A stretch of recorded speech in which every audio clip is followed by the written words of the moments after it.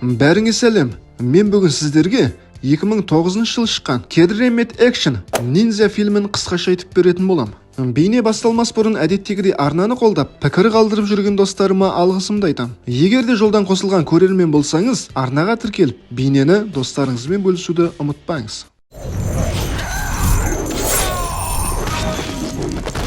Ежелгі заманда Жапонияда ниндзяцу өнерін меңгерген мықты жауынгерлер болған. Және олар қолданған қарулар оларды жеңілместей етті. Алайда 17-ші ғасырда ниндзялар заңнан тыс деп жарияланғанмен, олардың дәстүрі мен қарулары ұрпақтан ұрпаққа беріліп отырды. Біздің заманымызда сенсей Такеда өз доджасында рухы мен денесі мықты, ежелгі ниндзяцу өнерін меңгергісі келетін адамдарды жаттықтырады. Оның шәкірттерінің арасында ерекше көзге түскені Кейси Боумен. Сенсей оны бала кезінде жетім қалған соң өз қамқорлығына алған. Кейси сенсейдің қызы Намико мен иық тіресе бірге жаттығады. Екеуінің бір-біріне деген ықыластары айқын байқалады. Бірақ та сенсей ниндзяның ақылы сезімнен артық тұру керек деп әрдайым ескертеді. Сенсей Такеда доджода ежелгі артефакт Ерой Битсу атты киім мен қаруды сақтайды. Аңыз бойынша бұл киім иесіне орасан күш беріп, оны көзге көрінбейтіндей етеді. Сенсей әрдайым ниндзяның қолында өмір мен өлім қатар тұрады деп ескертеді. Алайда өзі қартайып бара жатқан соң, жақында доджоны және артефактты шәкірттерінің біреуіне тапсырып кетуі керек.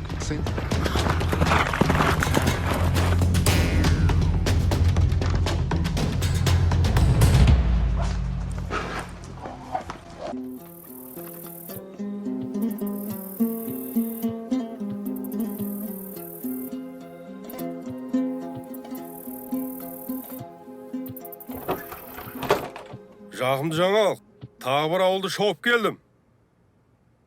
Сонда қанша пайда таптың? Бір қап бидей. Ал мен болса, сол уақытта $400 таптым. Ноутбукпен ғана. Ноутбукты қайдан алдың өзі? Трейдинг деген бар ғой. Міне. Маған көрсетші, қалай пайда тапқаныңды.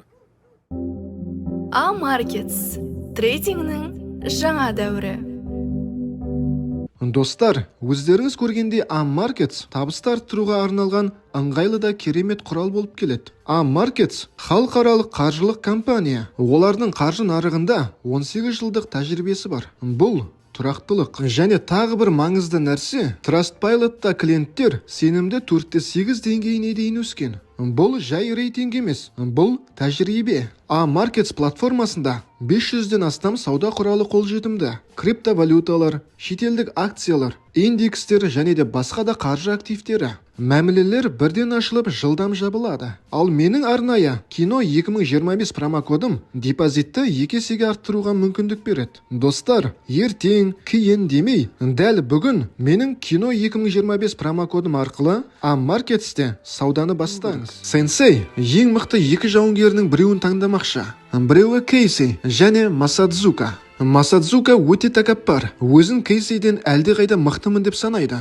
Ал Кейси мен Намиконың арақатынасы оны тіпті ашуландырады. 2 жауынгер де бар күштерін салып жаттығуда. Залым Масадзука Кейсидің сезімін тасталқан ету үшін жігітке үнемі сенің атанаң бала кезінде керек қылмай мысық сияқты лақтырып тастаған деп намысына тие береді. Сенсей Кейси мен Масадзукаға ағаш қылышпен жекпе-жек өткізуді бұйырады. Сонда Масадзука өзін ұстай алмай ашуға булығып, қарсыласына шабуыл жасайды. Кейін ол қолына шынайы катананы алып, Кейсиді өлтірмек болады. Бірақ та Кейси шабуылды тоқтатқаны былай тұрсын, Масадзуканың бетіне үлкен тыртық қалдырады. Ережені өрескелі бұзған үшін Такеда Масадзуканы доджодан қуып жібереді. Ал ашуға мінген Масадзука мен әлі оралып, сендерден кек аламын деп ант етіп кетеді. Бірнеше жылдан кейін Нью-Йорктегі Temple Industries зауытында Сақина деп аталатын құпия ұйым жаңа адамдар қабылдап, олардың көкірегіне өздерінің символындағы таңба салады. Осы уақытта Владивостокта маска киген бір адам Сақина ұйымына қарсы шыққан 2 ресейлік мұнай магнатын өлтіреді. Ал Сақина ұйымы жалдаған көрінбейтін қанішер сол баяғы Масадзука екен. Бірнеше күннен кейін Такеда шәкірттерін жинап, доджоны басқаратын ең лайықты адамды таңдамақ болады. Сол сәтте кенеттен Масадзука пайда болып, өзін ең лайықты үміткермін деп мәлімдейді. Әрине сенсей оның жауыз екенін жақсы біледі. Сол үшін де оны қабылдамайды. Ал ашуға булыққан Масадзука бәрің өкінесіңдер деп айқайлап кетіп қалады. Осыдан кейін сенсей Кейси мен Намикоға бағалы артефактты қорғауды тапсырады. Олар оны Нью-Йоркке жеткізеді. Бұл жерде оларды сенсейдің досы профессор Пол Гаррисон қарсы алып, ежелгі артефактты университет қоймасына жасыруға көмектеседі. Профессор қонақтарды үйіне шақырып, әзірге біздің үйді паналасаңдар болады дейді. Ал Кейси оған ата-анасынан айырылған кезін және сенсейдің оны қалай өз қамқорлығына алғанын айтып береді. Түнде Масадзука доджоға жасырын кіріп, сенсейдің шәкірттерін бірінен соң бірін барлығын өлтіреді. Ал соңында Такетаны тауып алып, ежелгі артефактты өзіне тапсыруды талап етеді. Әрине сенсей бас тартады. Сөйтіп екеуі шайқасып кетеді. Масадзука шынайы айқаста сенсейді жеңе алмайтынын түсініп, жарықтардың барлығын сөндіріп, уланған дротикпен сенсейді жаралайды.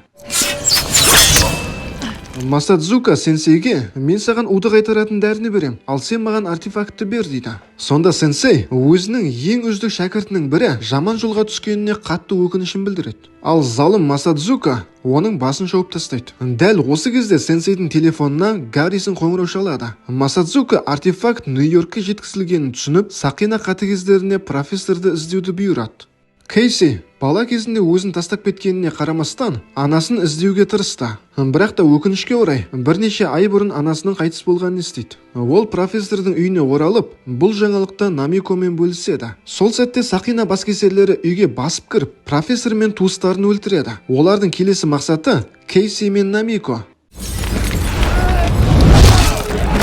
Бірақ та Кейси барлық қаскөйлерді жеңіп, екеуі уақытша жасырынатын жер табады. Жігіт пен қыз жаңалықтарда Гаррисонның үйінде оларды көрген куәгерлер бар екенін айтылады. Енді бұл екеуіне полиция профессор мен оның отбасын өлтірді деп ең басты күдікті ретінде іздеу салуда. Кейси полицияға бара алмайтынын түсінеді. Алайда әзірге Масадзуканың артефактқа қолы жетпеу үшін оны жасырып қоюға болады. Таңертең оянғанда Кейси Намиконың қасында жоқ екенін байқайды. Ол далаға жүгіріп шығып, Намиконың жақын маңдағы дәмханадан кофе алып жатқанын көреді. Ал осындағы дәмхана иесі бұл екеуін танып қалып, полицияға хабар береді. Сақинаның адамдары да келіп қалды. Сондықтан Кейси мен Намико төбелесіп қашуға мәжбүр болады. Бандиттерге қарулы серіктестер келіп қосылады. Сол үшін де жігіт пен қыз көшедегі қаптаған адамдардың арасына кіріп, метроға қарай қашады. Метроға жеткенде қылмыскерлер оларды қуып жетеді. Алайда Кейси Намиконың арқасында бұзақыларды жайратып салады. Осылайша жігіт пен қыз келесі станцияға жеткенде оларды полиция қоршап алып, бөлімшеге әкетеді.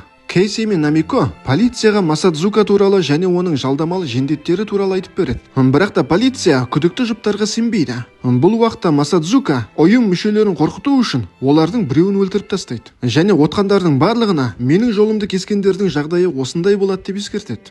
Кейінірек Масадзука Намиконың адвокатымын деп полиция бөлімшесіне кіріп кетеді және электр қуатының барлығын сөндіріп тастайды. Полицейлер Кейсиді сұрақ-жауап бөлмесінде қолы кісендеулі күйінде қалдырып кетеді. Осындай қараңғылықта Масадзука полицейлерді бірінен соң бірін өлтіреді. Олардың ішінде Намиконы алып бара жатқан полицейлер де бар.